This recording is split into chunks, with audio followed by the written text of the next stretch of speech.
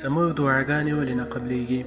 شقیق البلخي رحمه الله وایي ابراهیم بن ادهم رحمه الله د بصري بازار کې روان و خلک پرې راټول شول او ورته ویل ای ابو اسحاق، الله تعالی جل جلاله فرمایلی دي بسم الله الرحمن الرحیم ادعوني استجب لكم الآیه، تاسو ما راوبلئ نو زه به ستاسو دعاګانې قبول کړم.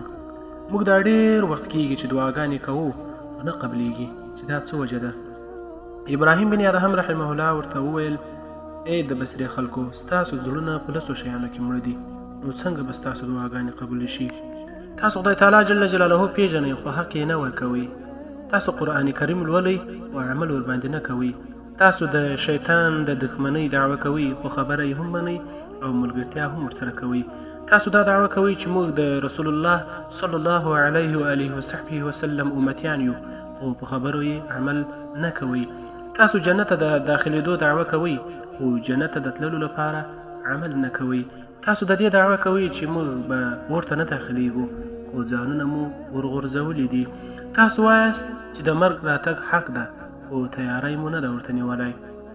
تاسو د خپلو وروڼو د عیبونو پټولو کې مشغول یاست. تاسو د الله جل جلاله نعمتونه خورئ خو شکر یې نه ادا کوئ. تاسو خپل مړي ښخوئ خو عبرت نه اخلئ. نو چې دا لس عیبونه په تاسو کې وي څنګه به ستاسو دعاګانې قبول شي؟